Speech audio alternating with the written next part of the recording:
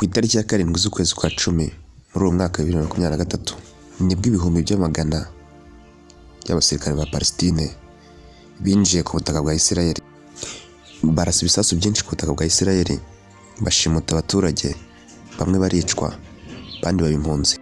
Aba basirikare bari mu bwoko bw'umutwe wa Hamas. Abaturage bose bakangukiye hejuru bakimara kumva inzogera zivuzwa mbere yuko hashaswe ibisasu. Mu bwoba bwinshi cyane batangira gutabaza, birukanka basiga imitungo yabo, bahongera mu nce nyinshi zitandukanye z'igihugu.